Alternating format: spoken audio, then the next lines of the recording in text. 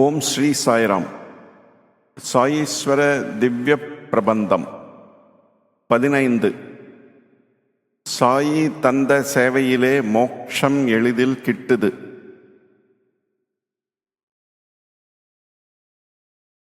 யாகம் தன்னில் கிட்டிடாது, ஆழ்பலத்து கடங்கிடாது, செல்வத்தினால் கிட்டிடாது, மோட்சமுந்தன் கைப்படாது. சேர்ப்பதனால் கிடைத்திடாது, துறப்பதனால் தீமை ஏது. யாக யோகத்தின் படாது, தியாகமின்றி தென்படாது. எனினும் சாயி சொல்லித் தந்த அன்பு கொண்ட சேவையாலே தோன்றும் தியாக எண்ணமுமே மாறும் உள்ளம் திண்ணமுமே கைவருமே எவருக்குமே எளிதில் அந்த மோட்சமுமே. மேற்கூறியது கீழ்கண்ட கைவல்ய உபனிஷத ஸ்லோகத்தின் கருப்பொருளை ஒட்டி அமைக்கப்பட்டது. அந்த ஸ்லோகம் ந கர்மணா ந பிரஜயாதனேன தியாகேன ஏகே அமிர்தத்வமானசுகு பரேண நாகன் நிகிதம் குஹாயாம் விப்ராஜதே தத்யதயோ விசந்தி. இதன் பொருள்,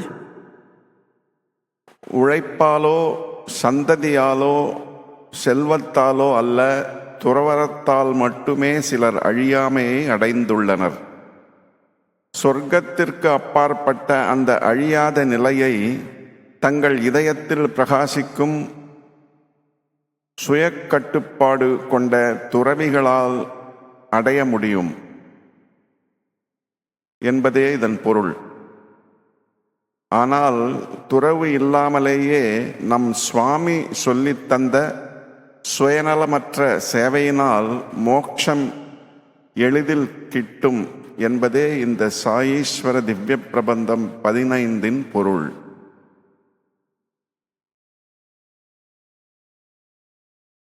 சாயீஸ்வர Divya Prabandham 15. Seva confuse moksha.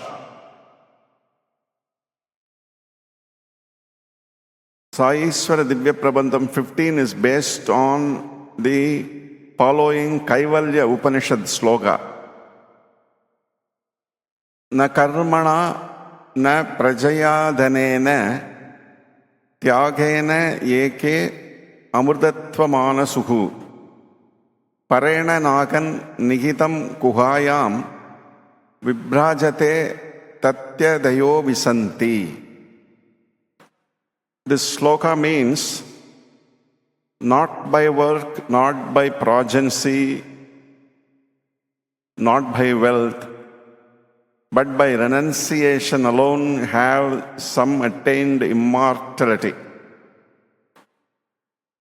That immortality which is even beyond the heaven is attained by the self-controlled renunciates,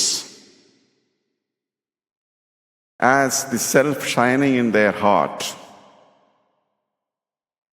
But such a moksha is easily attained by the selfless service that our Swami taught us. Om Shanti Shanti Shanti.